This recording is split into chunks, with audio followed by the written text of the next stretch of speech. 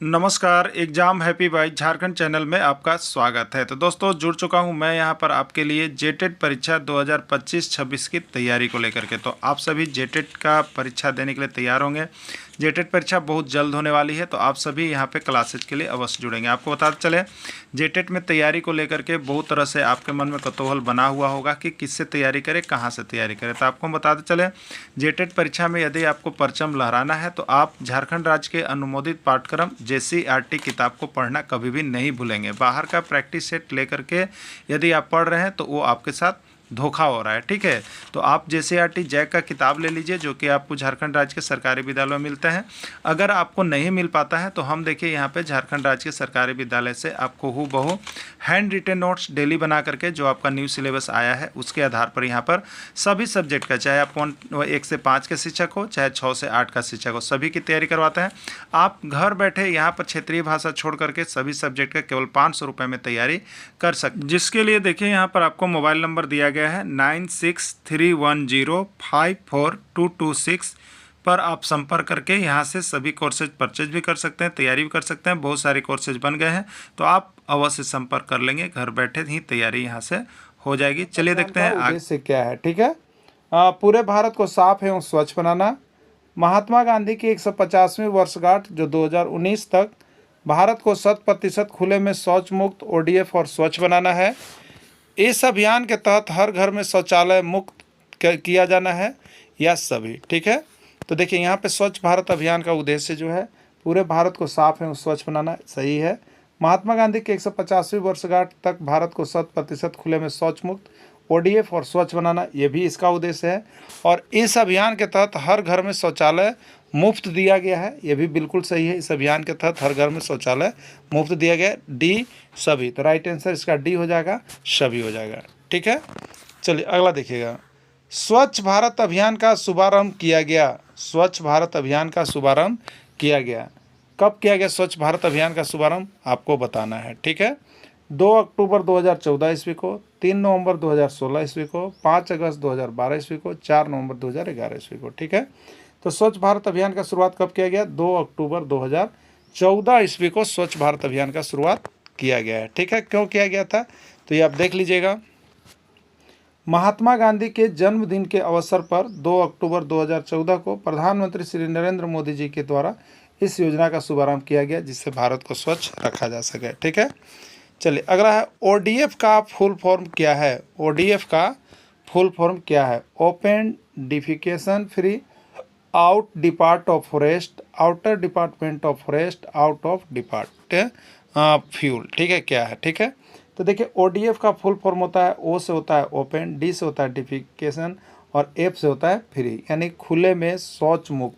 ठीक है, खुले में शौच मुक्त गांव। ठीक है, देखिए ODF का पूर्ण रूप अंग्रेजी में ये होता है, जबकि हिंदी में इसे खुले में शौच मुक्त कहते हैं। तो आप देख लीजिएगा, कभी कभी फुल फॉर्म पूछेगा कि इसका पूर्ण रूप क्या है, इसका फुल फॉर्म क्या है, तो हिंदी में भी रहेगा खुले में शौच मुक्त, और अंग्रेजी में होगा तो ओपन डिफिकेशन फ्री होगा। ठीक है, 100% पहले खुले में शौच मुक्त राज्य है कौन सा? ऐसा राज्य है भारत का जो सबसे पहले ODF घोषित किया गया था। सबसे पहला राज्य वो कौन सा है? सिक्किम, गुजरात, झारखंड, बिहार। तो देखिए सिक्किम भारत का ऐसा पहला राज्य है जो सबसे पहले खुले में शौच मुक्त योग की घोषणा की गई थी। ठीक है, तो देखिए पहला राज्य जो है वो सिक्किम है।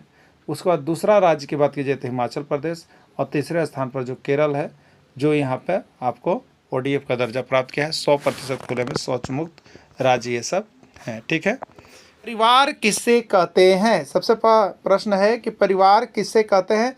ये सीरियल नंबर आपको नहीं देखने हैं, सिर्फ यहाँ पर आपको प्रश्न और उत्तर को प्रैक्टिस करना है। ठीक है, जहाँ माता पिता और बच्चों के समूह को कहते हैं, एक दूसरे से संबंधित लोगों का समूह होता है, एक ही घर में रहने वाले लोगों का समूह, या उपरोक्त सभी। परिवार किसे कहते हैं आपको बताना है। ठीक है, इसका डिटेल्स और डीपली आपको जब क्लासेस देखनी होगी तो इसके सारे क्लासेस बनी हुई है। इसका PDF और वीडियो परिवार और पड़ोस का आप ले लीजिएगा। ठीक है, तो चलिए यहाँ पे क्या सही आंसर होगा?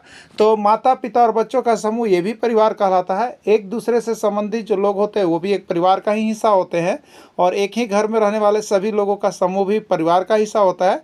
तो राइट आंसर का डी हो जाएगा, उपरोक्त सभी। ठीक है, चलिए नेक्स्ट है संयुक्त परिवार में कौन कौन सदस्य होते हैं? आपको बताना है कि संयुक्त परिवार में कौन कौन सदस्य होते हैं। हरियाणा टेट 2022 का पूछा गया प्रश्न है।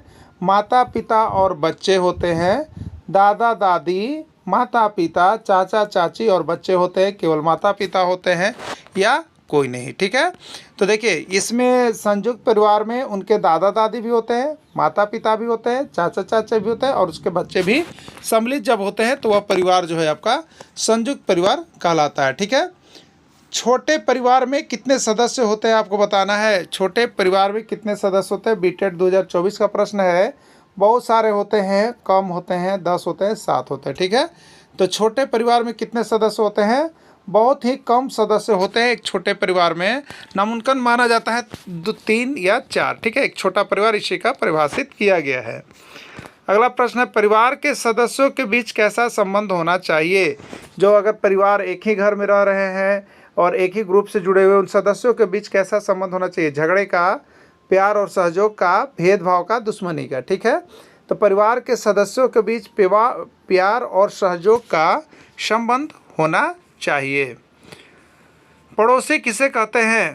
पड़ोसी किससे कहते हैं? जो आपके दोस्त हैं, जो आपके रिश्तेदार हैं, जो आपके सहकर्मी हैं, जो आपके घर के पास रहते हैं, जो घर के अगल बगल रहते हैं, आसपास रहते हैं, वो हमारे पड़ोसी कहलाते हैं। ठीक है, तो पड़ोसी कहते हैं जो हमारे घर के आसपास रहते हैं। ठीक है, पड़ोसियों के साथ कैसा व्यवहार होना चाहिए? पड़ोसियों के साथ कैसा आपका व्यवहार करना चाहिए आपको, ये पूछ रहा है। एमपी टेट 2021 का पूछा गया प्रश्न है। अशिष्टापूर्ण, सहयोग एवं मैत्रीपूर्ण, उपेक्षापूर्ण, भेदभावपूर्ण। ठीक है, तो पड़ोसियों के साथ जो व्यवहार होना चाहिए वो सहयोग की भावना और मैत्रीपूर्ण होना चाहिए। ठीक है, चलिए अगला, परिवार और पड़ोस हमारे जीवन में क्यों महत्वपूर्ण है? परिवार और पड़ोस हमारे जीवन में क्यों महत्वपूर्ण है? वे हमें कपड़े प्रदान करते हैं, बिल्कुल गलत है। वे हमें भोजन प्रदान करते हैं, बिल्कुल गलत है। वे हमें मनोरंजन प्रदान करते हैं, बिल्कुल गलत है। वे हमें सामाजिक और भावनात्मक सहायता प्रदान करते हैं, इसीलिए परिवार और पड़ोस का होना बहुत ही ज़रूरी है। यदि आपके पड़ोसी को मदद की ज़रूरी है तो आप क्या करेंगे? उसकी मदद करेंगे, उसे डांटेंगे, उसे छोड़ देंगे, उसे अनदेखा कर देंगे। ठीक है, यदि आपके पड़ोसी को मदद की ज़रूरी हो तो उससे क्या करेंगे? ठीक है, उससे क्या करेंगे? तो ज़रूरत हो जब मदद की तो हम उसकी मदद करेंगे। ठीक है, उसकी मदद करेंगे। क्लियर? चलिए अगला है, पर्यावरण अध्ययन में परिवार और पड़ोस किस विषय के अंतर्गत आता है? ये जो पर्यावरण अध्ययन में आपको परिवार और पड़ोस पढ़ना है, ये कहाँ पढ़ने को आपको मिलेगा? जल चैप्टर में, रिश्ता चैप्टर में, भोजन चैप्टर में या उद्योग में? तो परिवार और पड़ोस जो हैं रिश्ता के अंतर्गत एक दूसरे से आते हैं, तो ये रिश्ता पाठ में आपको पढ़ने को मिलेगा। ठीक है, पर्यावरण अध्ययन में पर्यावरण शब्द का क्या अर्थ है? केवल प्राकृतिक प्रवेश, केवल मानवीय प्रवेश, प्राकृतिक और मानवीय प्रवेश दोनों, उपरोक्त में से कोई नहीं। ठीक है, पर्यावरण अध्ययन में पर्यावरण शब्द का अर्थ होता है प्राकृतिक और मानवीय प्रवेश दोनों का समावेश जो होता है आपको पर्यावरण अध्ययन के अंतर्गत होता है। ठीक है, परिवार कितने प्रकार का होते हैं आपको बताना है। परिवार कितने प्रकार का होते हैं? तो परिवार खास करके हम लोग 2 प्रकार का जिक्र करते हैं। एक को कहते हैं व्यक्तिगत परिवार और दूसरे को कहते हैं हम लोग संयुक्त परिवार। राइट आंसर ये हो जाएगा। संयुक्त परिवार में मुखिया कौन होता है आपको बताना है। संयुक्त परिवार का हेड कौन होता है? घर का सबसे बड़ा सदस्य, घर का सबसे छोटा सदस्य, घर का बच्चा, कोई नहीं। ठीक है, तो संयुक्त परिवार में मुखिया कौन होता है?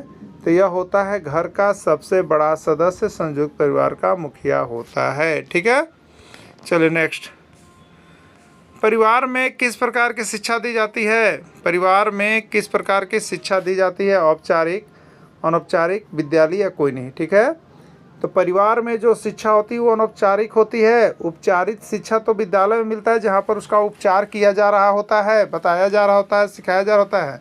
लेकिन परिवार में अनौपचारिक शिक्षा दी जाती है। बहुत बार प्रश्न पूछा गया है, CG TET, MP TET, UP TET, इसलिए इसको देख के जाइएगा। औपचारिक, अनौपचारिक, अनौपचारिक परिवार में और औपचारिक विद्यालय में। इस परिवार में बच्चों में आत्मनिर्भरता एवं निर्णय लेने की क्षमता का विकास होता है। एकल परिवार, संयुक्त परिवार, विस्तृत परिवार, कोई नहीं। ठीक है, तो एकल परिवार में यह गुण देखने को मिलता है।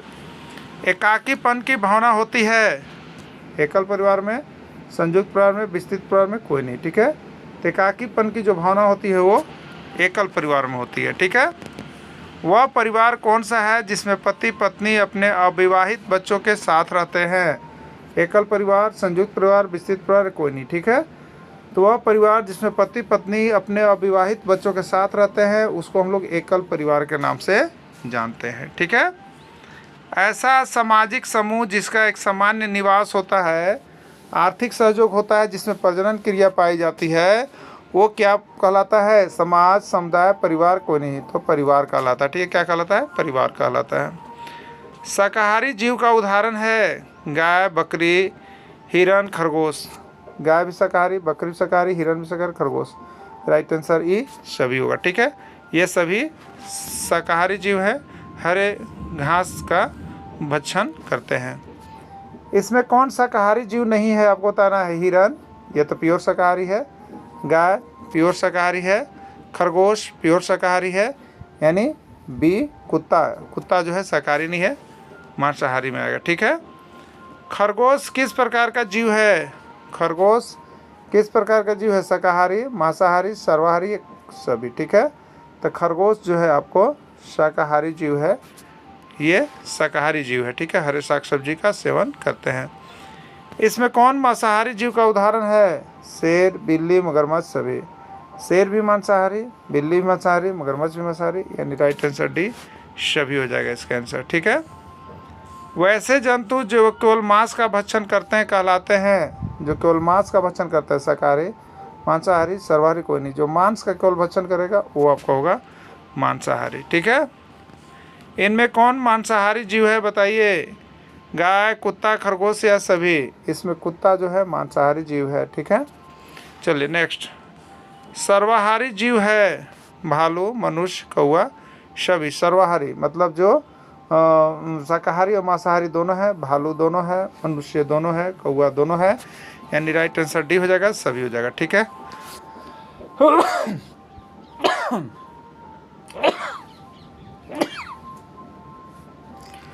वैसे जीव जो मांस और घास दोनों खाते हैं क्या कहलाते हैं आपको बताना है? ठीक है, शाकाहारी, मांसाहारी, सर्वाहारी या सभी। ठीक है, जो मांस और घास दोनों खाते हैं इसलिए वो चला जाएगा सर्वाहारी में। ठीक है, भोजन के मुख्य पोषक तत्व कौन है बताना है आपको? भोजन के मुख्य पोषक तत्व कौन है? हरियाणा टेट में पूछा था। कार्बोहाइड्रेट, प्रोटीन, वसा, सभी। तो भोजन के मुख्य पोषक तत्व सब होता है, कार्बोहाइड्रेट भी होता है, प्रोटीन भी होता है, वसा भी होता है, नहीं राइट आंसर डी होगा, सभी इसका आंसर होगा। ठीक है, विटामिन ए की कमी से रात में कम दिखलाई देने लगता है, इस रोग को क्या कहते हैं? रीट 2016 में पूछा गया था। मिनीमाता, रतौंधी, ग्वाइटर, बेरी। ठीक है, तो विटामिन ए की कमी से रात में कम दिखलाई देने लगता है, इस रोग को हम लोग रतौंधी कहते हैं। क्या कहते हैं? रतौंधी के नाम से जानते हैं। ठीक है, विटामिन बी की कमी से कौन सा रोग होता है आपको बताना है? विटामिन बी की कमी से कौन सा रोग होता है? रतौंधी, बेरी, स्कर्वी या रिकेटस। ठीक है, तो विटामिन बी की कमी से बेरी नामक रोग होता है। ठीक है, बेरी नामक रोग होता है। विटामिन डी की कमी से कौन सा रोग होता है? विटामिन डी की कमी से कौन सा रोग होता है? रतौंधी, स्कर्वी, बेरी, कोई नहीं। ठीक है, तो विटामिन डी की कमी से जो होता है आपका स्कर्वी या सूखा रोग हम लोग कहते हैं। ठीक है, तो विटामिन डी की कमी से यहाँ पे आपको सूखा रोग की जगह पर एक ऑप्शन है डी, रिकेट्स होगा। सही आंसर क्या होगा इसका? रिकेट्स होगा। ठीक है, विटामिन सी की कमी से स्कर्वी होता है। किस विटामिन की कमी से प्रजनन क्षमता में कमी आती है? ए, बी, डी, आई। ए से क्या होता है? रतौंधी, बी से बेरी, डी से रिकेट्स या सूखा रोग, और विटामिन ई से प्रजनन क्षमता में कमी होती है। एमपी टेट 2022 का पूछा गया प्रश्न है। ठीक है, किस विटामिन की कमी से रक्त का थक्का नहीं बनता है आपको बताना है? बहुत इंपॉर्टेंट प्रश्न। CG TET, MP TET, UP TET. ठीक है, vitamin A, vitamin B, vitamin D और एक है विटामिन के। ठीक है, तो जिसको विटामिन के की कमी होती है उससे रक्त का थक्का नहीं बन पाता है, तो विटामिन के की कमी से रक्त का थक्का नहीं बनता है। ठीक है, सबसे ज़्यादा लौह स्रोत पाया जाता है? पपीता, गाजर, मूली या पालक। तो पालक में सबसे ज़्यादा लौह स्रोत पाया जाता है। ठीक है, कैल्शियम सबसे अधिक पाया जाता है? पपीता, अंडा और दूध, गाजर या पालक। ठीक है, तो कैल्शियम सबसे अधिक किस में पाया जाता है? अंडा और दूध में। ठीक है, घेघा रोग किसकी कमी से होता है? विटामिन सी, कैल्शियम, आयोडीन या रुछांस। ठीक है, तो घेघा रोग आयोडीन की कमी से होता है। ठीक है, चलिए, हड्डियों एवं दांतों को स्वस्थ रखने के लिए किसका उपयोग किया जाता है? बताइए, हड्डियों एवं दांतों को स्वस्थ रखने के लिए किसका उपयोग करते हैं? आयोडीन का, ब्रोमीन का, कैल्शियम का या पारा का? ठीक है, किसका करते हैं? तो हड्डियों एवं दांतों को स्वस्थ रखने के लिए आपको कैल्शियम का उपयोग करना बहुत ही ज़रूरी है। कैल्शियम का उपयोग हम लोग करते हैं। ठीक है। लौह तत्व की कमी से कौन सा रोग होता है? रक्तप्लता, एनीमिया, घेघा या रतौंधी? ठीक है। तो लौह तत्व की कमी होती है तो उससे हमें जो होता है एनीमिया नामक रोग होता है। ठीक है। दांत कमज़ोर हो जाना, खून का बहना किस रोग में होता है? ऐसा किस रोग में होता है जिसमें दांत कमज़ोर हो जाता है, दांत से खून बहता है? किस रोग का पहचान? सूखा रोग, पैरिया रोग, घेघा रोग या मोटापा? ठीक है। दांत कमज़ोर हो जाना, खून का बहना किस रोग का पहचान है? तो ये पैरिया का है। किसका है? पैरिया रोग का पहचान है। ठीक है। शरीर का फूल जाना किस रोग का पहचान है? मोटापा, पैरिया, सूखा या घेघा रोग? ठीक है। तो शरीर का फूल जाना ये आपको यहाँ पे किसका पहचान है? तो मोटापा का पहचान है। ठीक है। किसका है? मोटापा का पहचान है। भोजन पकाने में कौन सा विटामिन नष्ट हो जाता है? ज़्यादा भोजन यदि पकाया जाता है कौन सा विटामिन नष्ट होगा? ए, बी, सी या डी? तो विटामिन सी जो है नष्ट हो जाता है भोजन को ज़्यादा पकाने से।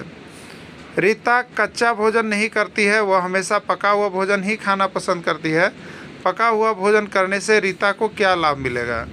भोजन स्वादिष्ट बनेगा, भोजन में उपस्थित सारे रोगाणु भोजन पकाने के बाद नष्ट हो जाएंगे, कच्ची अवस्था में खाया गया भोजन पचने योग्य नहीं होता है, पकाने पर भोजन सुपाच्य बन जाता है। उपयोग सभी, ये सभी आंसर सही होंगे।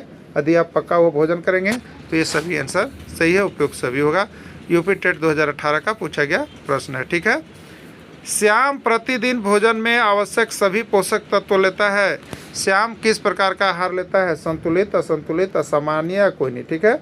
यदि भोजन में आवश्यक सभी पोषक तत्व आप ले रहे हैं इसका मतलब आप जो है संतुलित आहार कर रहे हैं। क्या कर रहे हैं? संतुलित आहार कर रहे हैं। उत्तराखंड टेट 2016 में पूछा था। ठीक है।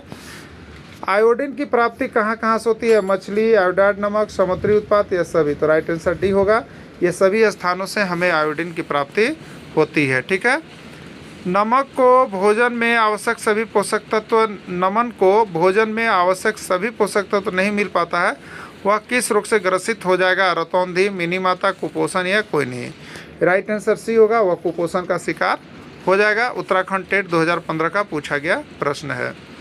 विश्व जल दिवस मनाया जाता है 22 मार्च, 22 अप्रैल, 22 मई, 22 जून। ठीक है। तो विश्व जल दिवस कब मनाया जाता है? तो विश्व जल दिवस देखिए आपको 22 मार्च को विश्व जल दिवस मनाया जाता है और 22 अप्रैल को पृथ्वी दिवस मनाया जाता है। याद रखिएगा। यूपी टेट में, एमपी टेट में, सीजी टेट सब में पूछा है। ठीक है। अंतरिक्ष से देखने पर पृथ्वी किस रंग की दिखलाई पड़ती है? बताइए, काला रंग, नीला रंग, पीला रंग या कोई नहीं? ठीक है। तो अंतरिक्ष से जब देखिएगा नीचे पृथ्वी की ओर तो इसका 3/4 भाग जल से गिरा है, इसलिए आपको कैसा दिखाई देगा? नीला। ठीक है। तो अंतरिक्ष से देखिएगा तो पृथ्वी नीला दिखाई देगा। क्लियर। अंतरिक्ष यात्री को अंतरिक्ष किस रंग का दिखलाई पड़ता है? काला, नीला, पीला या कोई नहीं? ठीक है। अंतरिक्ष यात्री जब नीचे से ऊपर कर देखेंगे तो यह किस रंग का दिखलाई पड़ेगा? काला। ठीक है। तो अंतरिक्ष यात्री को अंतरिक्ष किस रंग का दिखाई देगा? काला रंग का दिखलाई पड़ेगा। ठीक है। चलिए, अमेरिका के घास स्थल को क्या कहा जाता है? प्रेयरी, पंपास, डाउन्स या प्रवास? क्या होगा? राइट आंसर इसका ए होगा, प्रेयरी हो जाएगा। दक्षिण अफ्रीका के घास के मैदान को क्या कहा जाता है? वेल्ड, प्रेयरी, सवाना या डाउन्स? तो दक्षिण अफ्रीका के घास मैदान को क्या कहते हैं हम लोग? वेल्ड कहते हैं। इसका ट्रिक है अपय, ऊपरे देवे, मांस, अंडा, खाबे। ठीक है। उस ट्रिक को देख लीजिएगा, थ्योरी पेपर को ले लीजिएगा। अभी प्रैक्टिस सेट है, इसलिए आप प्रैक्टिस कीजिए कि कितना आप सही कर पाए और कितना सही हुआ आप ज़रूर कमेंट कीजिएगा। ठीक है। ऑस्ट्रेलिया के घास के मैदान को क्या कहते हैं? तो ऑस्ट्रेलिया के घास के मैदान को डाउन्स कहते हैं। ठीक है। पृथ्वी का कितना हिस्सा घास स्थल से भरा हुआ है? 2/3, 3/4, 1/4, 5/4? तो 1/4 हिस्सा भरा हुआ है। सवाना घास स्थल पाया जाता है पूर्वी अमेरिका, पूर्वी अफ्रीका, ब्राज़ील या वेनेजुएला में। ठीक है। तब पुश ब्राकमेला पूर्वी अमेरिका। ठीक है। पूर्वी अफ्रीका बी आंसर होगा। वेल्ड घास स्थल पाया जाते हैं तो अर्जेंटीना, उत्तरी अमेरिका, दक्षिण अफ्रीका, कोई नहीं? तो दक्षिण अफ्रीका के घास स्थल को हम लोग क्या कहते हैं? वो वेल्ड कहते हैं। लानोस घास स्थल पाया जाता है पूर्वी अफ्रीका, ब्राज़ील, वेनेजुएला या सभी? तो वेनेजुएला के घास स्थल को क्या कहते हैं? लानोस कहते हैं। क्लियर। राष्ट्रीय राजमार्ग के रख रखाव की जिम्मेदारी किसकी होती है? केंद्र सरकार, राज्य सरकार, जिला प्रबंधन या कोई नहीं? तो राष्ट्रीय राजमार्ग NH की रखवाली केंद्र सरकार के अधीन होता है। भारत का सबसे लंबा राष्ट्रीय राजमार्ग है NH41, NH44, NH62 या कोई नहीं। राइट आंसर इसका हो जाएगा आपका यहाँ पे NH44। श्रीनगर से कन्याकुमारी तक जोड़ने वाला राष्ट्रीय राजमार्ग कौन है, बताना है, जल्दी जल्दी बताइएगा। और आज के सेशन में जरूर बताइए कितना आपने सही किया, क्योंकि प्रैक्टिस सेट सेशन है। इसकी अगर अच्छी से क्लासेज आप पूरे डीपली वाली देखने चाहते हैं तो आप इसका जो न्यू सिलेबस के अनुसार टोटल PDF और वीडियो ले लीजिएगा। बहुत ही डीपली क्लासेस हुई गई है। आप अभी प्रैक्टिस सेशन में सिर्फ जल्दी जल्दी सही करेंगे। श्रीनगर से कन्याकुमारी तक जोड़ने वाला राष्ट्रीय राजमार्ग है NH48, NH44, NH7 या कोई नहीं, ठीक है। तो श्रीनगर से कन्याकुमारी तक जोड़ने वाला राष्ट्रीय राजमार्ग का नाम जो है वो आपका है NH44। भारत का दूसरा सबसे बड़ा राष्ट्रीय राजमार्ग कौन है, NH44, NH41, NH7, NH27, क्या होगा बताइए। तो इसका राइट आंसर है NH27। NH27 किसको जोड़ती है, दिल्ली और मुंबई को, मुंबई और चेन्नई को, चेन्नई और कोलकाता को, गुजरात और असम को, ठीक है। तो NH27 जो है वो आपको गुजरात और असम को जोड़ती है। NH44 और NH27 आपस में एक दूसरे को कहाँ पर काटते हैं, गंगटोक, असम, झांसी या कोई नहीं। तो ये दोनों एक दूसरे को झांसी में काटते हैं, याद रखिएगा। उत्तर से दक्षिण राष्ट्रीय राजमार्ग और पूरब से पश्चिम राष्ट्रीय राजमार्ग एक दूसरे को काटते हैं कहाँ पर, कानपुर, झांसी, बरेली या कोई नहीं। राइट आंसर इसका झांसी होगा। भारत को 4 महानगरों से जोड़ने वाली योजना का नाम क्या है, चांदी चतुर्भुज योजना, स्वर्णिम त्रिभुज योजना, स्वर्णिम चतुर्भुज योजना या कोई नहीं। तो चारों तरफ से जोड़ने वाली जो है उसका नाम स्वर्णिम चतुर्भुज योजना। राइट आंसर इसका सी होगा। स्वर्णिम चतुर्भुज योजना के अंतर्गत महानगर आते हैं। इसका ट्रिक आपको दिया गया है, दीम चक्को, दिल्ली, मुंबई, चेन्नई, कोलकाता, यानी राइट आंसर इसका डी हो जाएगा। लड़कियों की अपेक्षा अधिक बुद्धिमान होते हैं, यह कथन क्या है, सही है, सही हो सकता है, बुद्धि के विभिन्न पक्षों के लिए सही है, लैंगिक पूर्वाग्रह को प्रदर्शित करता है। तो देखिए ये जो है आपको लैंगिक पूर्वाग्रह सभी के दिमाग में चलते रहते हैं, तो ये क्या करता है आपको, तो ये लैंगिक पूर्वाग्रह को प्रदर्शित करता है। याद रखिएगा, लैंगिक पूर्वाग्रह, लोग ग्रसित हैं कि लड़के ऐसे होते हैं, लड़कियां ऐसे होते हैं, इसी को कहते हैं लैंगिक पूर्वाग्रह, ठीक है। चलिए, विद्यालय को बचपन का घर किसने कहा है, क्रेमियम ने, मॉन्टेसरी ने, फ्रोबेल ने, रेमांड ने, ठीक है। मॉन्टेसरी ने विद्यालय को बचपन का घर कहा है, याद रखिएगा, ठीक है। मॉन्टेसरी ने विद्यालय को बचपन का घर कहा है। चलिए अगला है यहाँ पे, परिवार शिक्षा का सर्वोत्तम स्थान है और बालक का प्रथम विद्यालय है, यह किसने कहा है, ठीक है। पेस्टोलॉजी ने, मैजिनी ने, बोगार्ट्स ने या कॉम्टे ने, ठीक है। तो परिवार जो है पी से शुरू होता है, इसलिए इसको आप दीजिएगा पेस्टोलॉजी ने यह कहा है। परंपरागत हिंदू परिवार का स्वरूप किस प्रकार का था, मैंने पहले में जो हिंदू परिवार का स्वरूप था वह किस प्रकार का था, संयुक्त परिवार था, विघटित परिवार था, विस्तृत परिवार था या एकल परिवार था, आपको बताना है, ठीक है। तो परंपरागत जो हिंदू का परिवार था वो आपको संयुक्त परिवार चल रहा था। अब यह जो है आपका व्यक्तिगत परिवार की ओर उम्मीद हो कर गया है। एकल परिवार में बच्चों में कौन सा गुण विकसित होने की संभावना सबसे अधिक रहती है, आप बताइएगा। जो परिवार एकल है, व्यक्तिगत है, उनके बच्चों में कौन सा गुण विकसित होने की संभावना सबसे अधिक होती है, एकाकीपन, आत्मनिर्भरता, स्वयं निर्णय लेने की क्षमता या उपयोग सभी, ठीक है। तो एकल परिवार में बच्चों में कौन सा गुण विकसित होने की सबसे ज़्यादा संभावना रहती है, तो एकाकीपन की भी संभावना रहती है, आत्मनिर्भरता की भी होती है, स्वयं निर्णय लेने की क्षमता, यानी राइट आंसर डी होगा। उपयुक्त सभी आप ले सकते हैं। जिस परिवार में व्यक्ति जन्म लेता है उसे क्या कहते हैं, जिस परिवार में व्यक्ति जन्म लेता है उसे क्या कहते हैं। MP टेट 2019 में पूछा था, शास्त्रीय परिवार, जन्म का परिवार, जनता का परिवार, इनमें से कोई नहीं, ठीक है। तो जिस परिवार में वह जन्म लेता है उसको हम लोग कहते हैं जन्म का परिवार, क्या कहते हैं, जन्म का परिवार। अगला प्रश्न है, बालक नागरिकता का प्रथम पाठ माता के चुंबन और पिता के संरक्षण के बीच सीखता है, यह किस दार्शनिक का है, KG सैदेन, हुमायूं कबीर, मैजिनी या जेम्स, ठीक है। तो यह मैजिनी ने कहा है, किसने कहा है, मैजिनी ने। समाजीकरण के निम्नलिखित साधनों में कौन सा साधन औपचारिक है, धर्म, प्रथा, परिवार या शिक्षा, ठीक है। तो उपचार कहाँ होता है, शिक्षा, ठीक है। उपचार कहाँ होता है, शिक्षा में, ठीक है। इसलिए राइट आंसर डी होगा। उपचार कहाँ होता है, शिक्षा से होता है, इसलिए औपचारिक साधन में शिक्षा को लेना है। किसने कहा मनुष्य स्वभाव व आवश्यकता से एक सामाजिक प्राणी है, एमपी टेट 2012 का पूछा गया प्रश्न है बॉन्टोमोर, प्लेटो, पेरेटो या अरस्तु। ठीक है, मनुष्य स्वभाव और स्वभावतः एक सामाजिक प्राणी है, यह किसने कहा? तो राइट आंसर डी होगा, अरस्तु ने कहा है। 3 या अधिक पीढ़ियों के सदस्य एक साथ एक ही घर में निवास करते हैं, यह परिभाषा निम्नलिखित में से किस परिवार को व्यक्त करता है? विस्तृत परिवार, नाभिक परिवार, संयुक्त परिवार, पितृसत्तात्मक परिवार। तो ये व्यवस्था जो है आपको संयुक्त परिवार की ओर इंडिकेट करता है। अगला प्रश्न है बच्चों के लिए खेल है एक अर्जित मनोरंजक कार्य, एक जन्मजात प्रवृत्ति, एक अनावश्यक प्रवृत्ति, समय को व्यर्थ गंवाने की प्रक्रिया।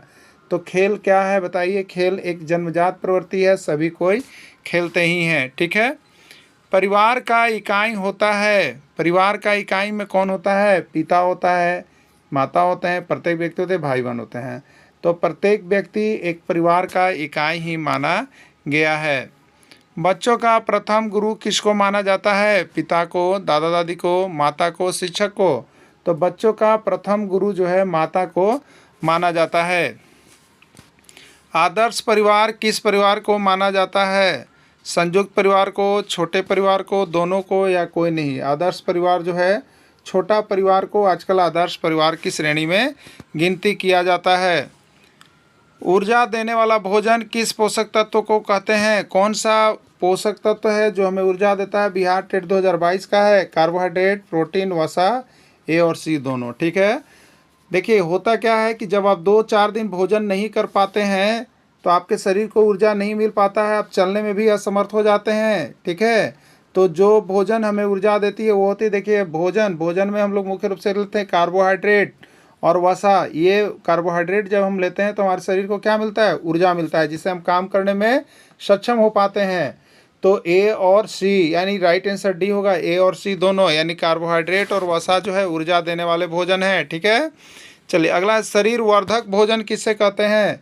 यूपी टेट 2020 का पूछा गया है, शरीर वर्धक भोजन किससे कहते हैं? कार्बोहाइड्रेट, प्रोटीन, वसा या रुचांश। ठीक है, तो शरीर वर्धक भोजन जो है प्रोटीन को कहा जाता है, प्रोटीन को हम लोग शरीर वर्धक भोजन के नाम से जानते हैं। ठीक है, शरीर दुबला पतला हो जाता है और पेट फूल जाता है, किस रोग की पहचान है? शरीर दुबला पतला हो जाता है और पेट फूल जाता है, किस रोग की पहचान है? सूखा रोग, पायरिया रोग, मोटापा या घेघा रोग। ठीक है, तो शरीर दुबला पतला हो जाता है और पेट फूल जाता है, यह किस रोग की पहचान है? तो यह आपका जो है सूखा रोग का पहचान है। ठीक है, किसका? सूखा रोग का पहचान है। विटामिन ए का सर्वोत्तम स्रोत कौन है? यूपी टेट 2019 से पूछा है, टमाटर, गाजर, मूली या मिर्ची। विटामिन ए का सर्वोत्तम स्रोत क्या है? तो राइट आंसर बी होगा, गाजर विटामिन ए का सर्वोत्तम स्रोत है। ठीक है, आंवला में सर्वाधिक मात्रा में कौन सा विटामिन पाया जाता है? Vitamin A, vitamin B, vitamin C या विटामिन डी?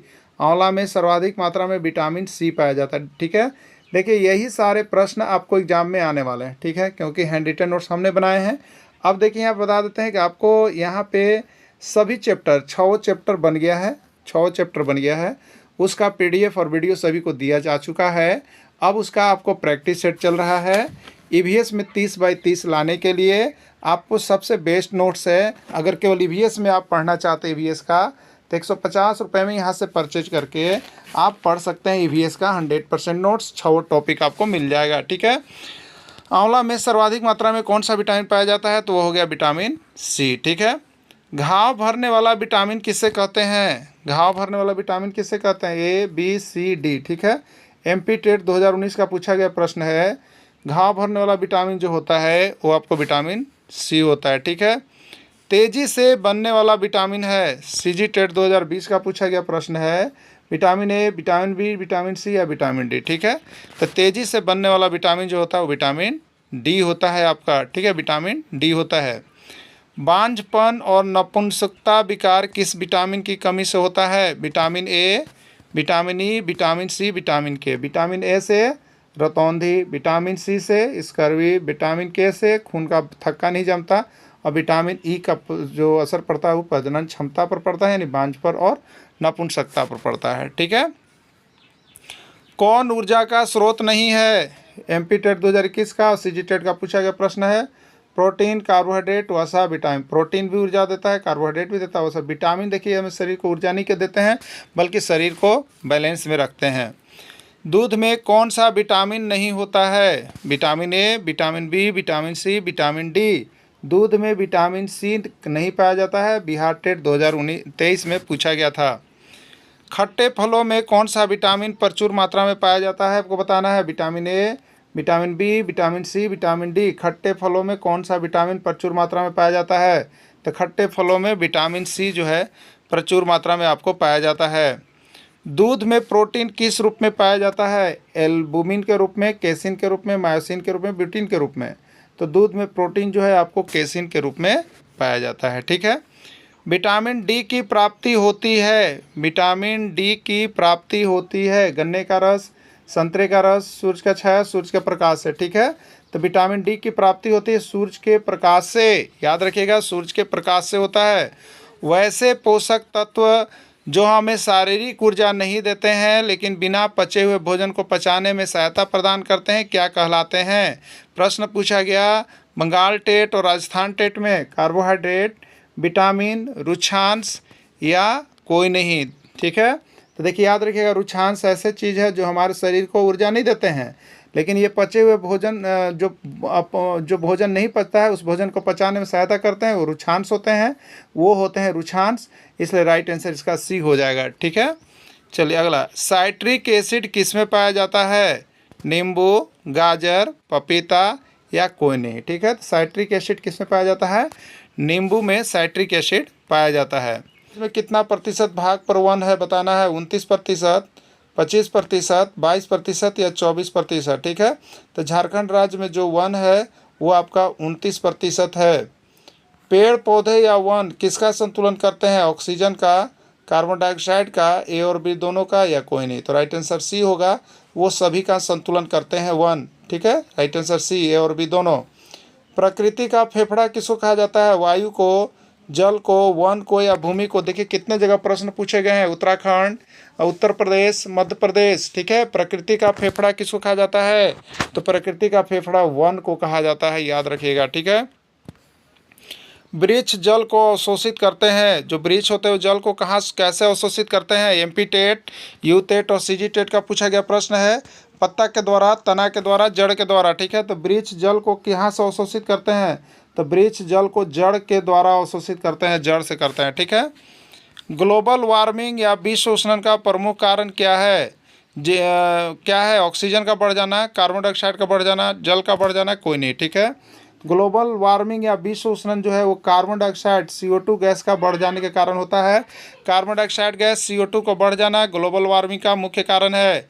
चिपको आंदोलन किस राज्य में चलाया गया? उत्तराखंड, मध्य प्रदेश, हरियाणा या झारखंड। ठीक है। चिपको आंदोलन उत्तराखंड में चलाया गया है। अब बता देते हैं कि इसके लिए एक नया टॉपिक आया है, चीज़ें जो हम बनाते और करते हैं। ठीक है। एक नया टॉपिक का नाम है चीज़ें जो हम बनाते और करते हैं। वहाँ पे जाके देखिएगा, ये टॉपिक का पूरा निचोड़ दे दिया गया है। तो आप सभी यहाँ पे जो 6 टॉपिक दिए गए हैं, 6 टॉपिक का PDF लेके पढ़ लीजिएगा। ठीक है। ये आपके प्रैक्टिस सेट सेशन चल रहा है जिसमें आपको यहाँ पे सिर्फ प्रैक्टिस करवाया जा रहा है, लेकिन इसकी डीपली क्लासेज आपको चल रही है। डीपली क्लासेज आपको सभी कुछ बन गया है, PDF और वीडियो, उसको ले लीजिएगा। ठीक है। चिपको आंदोलन किस राज्य में चलाया गया? उत्तराखंड। एपिको आंदोलन कहाँ चलाया गया? उत्तराखंड, झारखंड, हरियाणा या कर्नाटक। राइट आंसर हो जाएगा कर्नाटक। झारखंड में किस प्रकार के वन की अधिकता होती है? पर्णपाती वन, आर्द्र पतझड़ वन, शुष्क पतझड़ वन या कोई नहीं। ठीक है। तो झारखंड में शुष्क पतझड़ वन पाए जाते हैं क्योंकि यहाँ एक समय पर पत्तियाँ झड़ जाती है। वन के संबंध में क्या सही है? सीजी टेट 2014 का प्रश्न है। वन मृदा अपरदन से बचाते हैं, वन पर्यावरण संतुलन को बनाए रखते हैं, भौम जल स्तर को बनाए रखते हैं, सभी। ठीक है। तो वन के संबंध में क्या सही? वन मृदा अपरदन से बचाता है, बिल्कुल सही है। जहाँ पर वन होते हैं वहाँ की मिट्टी कटती नहीं है। और वन पर्यावरण संतुलन रखते हैं, बिल्कुल सही है। वन क्या करते हैं? पर्यावरण संतुलन बनाए रखते हैं, कार्बन ऑक्सीजन सभी का संतुलन बना हुआ रहता है। भौम जल स्तर को बनाए रखते हैं, तो वन क्या करते हैं? तो मिट्टी में क्या करते हैं? तो पानी को जकड़े हुए रखते हैं जिससे वहाँ का जो है जल का स्तर बना हुआ रहता है। राइट आंसर डी सभी हो जाएगा। अगला प्रश्न है, प्रदूषण का मुख्य कारण क्या है? प्रदूषण का मुख्य कारण क्या है? UP TET 2016, CG TET 2014, MP TET 2018। प्रदूषण का मुख्य कारण क्या है? वनों की कटाई, वर्षा की अधिकता, वनों का संरक्षण, बढ़ती वन की संख्या। ठीक है। तो प्रदूषण का मुख्य कारण है वनों की कटाई।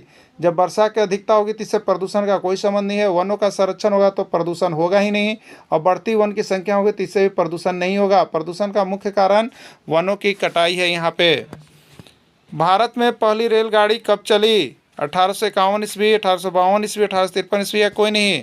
तो भारत में पहली रेलगाड़ी कब चली? 1853 ईस्वी। भारत में पहली रेलगाड़ी कहाँ से कहाँ तक चली? मुंबई से बेंगलोर, चेन्नई से कोलकाता, दिल्ली से मुंबई या मुंबई से थाने। ठीक है, तो भारत में पहली रेलगाड़ी मुंबई से थाने के मध्य चली थी। राइट आंसर डी होगा। किस गवर्नर के काल में रेलगाड़ी चली? Lord Wellesley, Lord Dalhousie, Lord Chelmsford या कोई नहीं? ठीक है, तो किस गवर्नर काल में? तो लॉर्ड डलहौजी। ठीक है, लॉर्ड डलहौजी के शासनकाल में चली थी। सबसे अधिक रोजगार सृजन करने वाला क्षेत्र है रेल, सड़क, जल या वायु? सबसे अधिक रोजगार जो होता है रेल क्षेत्र में है, रेल परिवहन में है। उसे आश्रित परिवार भी होते थे जिनकी देखरेख वहाँ पे हो जाती थी। ठीक है, तो उस आश्रित में कौन कौन होते हैं आपको बताना है। वृद्ध, बच्चे, अस्वस्थ व्यक्ति या सभी। ठीक है, वृद्ध व्यक्ति भी आश्रित की श्रेणी में आते हैं, बच्चे भी आश्रित होते हैं और अस्वस्थ व्यक्ति भी आश्रित हो जाते हैं। तो ये सभी संयुक्त परिवार में देखरेख हो जाता था, इनका भी जीवन पार हो जाता था। लेकिन अभी व्यक्तिगत परिवार में सभी को, वृद्ध व्यक्ति को भी बहुत झेलना पड़ता है, स्वस्थ व्यक्ति को भी बहुत संघर्ष करना पड़ता है, बच्चे को भी करना पड़ता है जब आप व्यक्तिगत रह रहे होंगे तब। ठीक है, इसमें आपको पर्सनल काम अपना खुद करना पड़ता है। तो इससे क्या होता है, तो संयुक्त परिवार में आश्रित व्यक्ति में आपको वृद्ध भी आएंगे, बच्चे भी आएंगे, स्वस्थ व्यक्ति नहीं। राइट आंसर इसका डी हो जाएगा, ये सभी रहेंगे। ठीक है, सामाजिक बुराइयों का उदाहरण है। सामाजिक बुराइयां कौन कौन होती है? बाल विवाह, दहेज, बाल श्रम या ये सभी। ठीक है, सामाजिक बुराइयां यानी वैसे गुण जो आपको समाज में एक उम्र के अंदर नहीं करना चाहिए, वो सभी सामाजिक बुराइयां में आती है। तो देखिए, सामाजिक बुराई में पहला तो बाल विवाह, ये भी सामाजिक बुराई है कि कम उम्र में बच्चों का विवाह कर देना। इससे क्या होता है कि उनका शरीर परिपक्व नहीं हो पाता है, जिससे वे अस्वस्थ हो जाते हैं। तो इसलिए बाल विवाह सामाजिक बुराई की श्रेणी में है, दहेज भी सामाजिक बुराई की श्रेणी में है, बाल श्रम भी सामाजिक बुराई की श्रेणी में है। इसलिए राइट आंसर डी होगा, ये सभी। ठीक है, राइट आंसर डी होगा, ये सभी। एकल परिवार से तात्पर्य है, आपको बताना है एकल परिवार का मतलब क्या होता है। ठीक है, देखिए राजस्थान टेट 2011 में पूछ दिया था। वर्ष 1950 के बाद का बना परिवार? परिवार जिसमें माता पिता एवं उनके बच्चे रहते हैं। संपूर्ण परिवार जिसमें माता पिता और बच्चा के साथ दादा दादी रहते हैं, कोई नहीं। देखिए यहाँ पर जो है वर्ष 1900, ये तो गलत है। परिवार जिसमें माता पिता और उसके साथ केवल उनके बच्चे रहते हैं, अविवाहित बच्चे, याद रखिएगा, बच्चे रहते हैं, वो जो परिवार है वो कहलाता है एकल परिवार या व्यक्तिगत परिवार कहलाता है। ठीक है, और उसके बाद संपूर्ण परिवार जिसमें माता पिता और उनके बच्चों के साथ दादा दादी रहते हैं। ठीक है, तो माता पिता और बच्चों के साथ दादा दादी रहते हैं, तो वैसे परिवार को हम लोग क्या कहते हैं? तो वैसे परिवार को, संपूर्ण परिवार को हम लोग क्या कहते हैं? संयुक्त परिवार कहते हैं, संयुक्त परिवार। ठीक है, तो आपसे एकल परिवार पूछा है, तो एकल परिवार में कौन सा आंसर राइट हो रहा है? बी हो रहा है, जिसमें परिवार जिसमें माता पिता और उनके साथ केवल उनके अविवाहित बच्चे रहते हैं, वो सभी आपको व्यक्तिगत परिवार या एकल परिवार कहलाते हैं। ठीक है, चलिए, प्राथमिक समाजीकरण क्या है आपको बताना है। जो प्राथमिक समाजीकरण होता है वो क्या होता है? शुरुआती उम्र में परिवार एवं मित्रों से सीखना, किशोरावस्था में समाज से सीखना, प्राथमिक स्तर पर समाज से सीखना, शिक्षकों का अनुसरण करना। ठीक है, तो प्राथमिक समाजीकरण का मतलब होता है कि शुरुआती उम्र में परिवार एवं मित्रों के साथ सीखना। ठीक है, शुरुआती उम्र में हम अपने परिवार और मित्र से जो सीख रहे होते हैं वो आपका प्राथमिक समाजीकरण क्रिया होता है। मानव समूह की सबसे छोटी इकाई है, बताना है मानव समूह की सबसे छोटी इकाई कौन है? परिवार, मोहल्ला, ढानी या गांव। ठीक है, मानव समूह की सबसे छोटी इकाई, तो मानव समूह की सबसे छोटी इकाई होता है वो होता है आपका परिवार। क्या होता है आपका? परिवार। ठीक है, भारत में लड़कियों व लड़कों के विवाह की न्यूनतम आयु क्या है आपको बताना है। प्रश्न बार बार ये पूछता है, भारत में लड़कियों व लड़कों के विवाह की न्यूनतम आयु क्या है? 16 वर्ष एवं 18 वर्ष, 18 वर्ष एवं 21 वर्ष, 18 वर्ष एवं 18 वर्ष, 21 वर्ष एवं 21 वर्ष। ठीक है, तो देखिए सबसे पहले लड़कियां लिखा हुआ है, क्या लिखा हुआ याद रखिए, लड़कियां। तो लड़कियों के लिए कितना बनाया गया है? 18। उसके बाद लिखा गया लड़कों, तो लड़कों कितना बनाया गया? 21, यानी लड़कियों के लिए 18 और लड़कों के लिए 21। तो 18 वर्ष और 21 वर्ष जिसमें ऑप्शन होगा वो राइट आंसर हो जाएगा। तो 18 और 21 किस में है? बी में है, इसलिए राइट आंसर इसका बी हो जाएगा। ठीक है, बहुत ही मार्मिक और बहुत ही अच्छे प्रश्न सिर्फ JCERT जैक के किताब का बना हुआ है। आप सभी एग्जाम में जाने से पहले तक यहाँ से एक बार इसका PDF लेके जरूर पढ़ लीजिएगा। आपको सबका PDF यहाँ पर 150 रुपये मिल जाएंगे। नहीं तो 105 की संपूर्ण तैयारी 500 है, 608 की संपूर्ण तैयारी 500 में क्षेत्रीय भाषा छोड़ के। तो आप यहाँ से PDF लेकर के जरूर पढ़ के जाइएगा। आपको यहाँ डिटेल नोट्स है JCERT किताब का। ठीक है, भारत में बाल विवाह निरोध अधिनियम किस वर्ष पारित किया गया? 2006, 2008, 2011, 1997। ठीक है, तो बाल विवाह निरोध अधिनियम जो है आपको 2006 में पारित किया गया। ठीक है, जैव घटक के अंतर्गत आते हैं, पहचानिए, अच्छी तरह से पहचानिए जैव घटक। इतना आपको क्वेश्चन आया कि देख लीजिए, उत्तराखंड टेट 2012 का है। जैव घटक के अंतर्गत आते हैं हरा तुलसी का पौधा, घोड़ा, भेड़िया सभी। हरा तुलसी का पौधा ये सजीव है, घोड़ा सजीव है, भेड़िया सजीव है। जितना भी सजीव वाली चीज़ें आएगी सब कुछ जैव घटक में डालिएगा। ठीक है, और निर्जीव वाला जो चीज़ आएगा उसको अजैव घटक में डालिएगा। ठीक है, सजीव पौधा किस घटक के अंतर्गत आते हैं? जो पौधा सजीव हो, मतलब सूखा हुआ नहीं, हरा हो, वो किस श्रेणी के आते हैं? जैव, अजैव, दोनों या कोई नहीं। ठीक है, तो सजीव पौधा जो है वो जैव घटक के अंतर्गत आता है। ठीक है, जैव घटक के अंतर्गत आता है। अजैव घटक के अंतर्गत आते हैं, इसमें कौन ऐसा है जो अजैव घटक के अंतर्गत आते हैं? सूरज का प्रकाश, जल, वायु या सभी। ठीक है, ये आकलन परीक्षा में आया था, हरियाणा टेट 2018 में और रिपीटेड में आया था। ठीक है, तो सूरज का प्रकाश ये निर्जीव है, ये भी अजैव घटक है। जल निर्जीव है इसलिए भी अजैव घटक है। वायु निर्जीव है इसलिए ये भी अजैव घटक। राइट आंसर डी सभी हो जाएगा। ठीक है, सभी अजैव घटक हैं। अजैव घटक में शामिल हैं नाइट्रोजन, प्रोटीन, कार्बोहाइड्रेट सभी। तो नाइट्रोजन भी अजैव घटक है, प्रोटीन भी अजैव घटक है, कार्बोहाइड्रेट भी अजैव घटक, यानी राइट आंसर डी सभी हो जाएगा। ठीक है, अजैव घटक में नहीं है, इसमें बताना है कि कौन अजैव घटक में नहीं है। सूरज का प्रकाश ये तो निर्जीव है इसलिए यह अजैव घटक में है। वसा ये भी निर्जीव है इसलिए यह भी अजैव घटक में है। गाय, भेड़, बकरी ये सजीव प्राणी का संसार है इसलिए जैव घटक में। नाइट्रोजन ये भी अजैव घटक में है। ठीक है, तो आपको कौन अजैव घटक में नहीं है? तो अजैव घटक में सूर्य का प्रकाश हो गया, वसा हो गया, नाइट्रोजन, यानी राइट आंसर सी होगा। गाय, भेड़ और बकरी जो है जैव घटक में शामिल है। ठीक है, जल को किस घटक में रखा गया है? CG टेट 2016, MP टेट 2015 का पूछा गया। जैव घटक में, अजैव घटक में, दोनों में या कोई नहीं। ठीक है, तो जल को किस घटक में रखा गया है?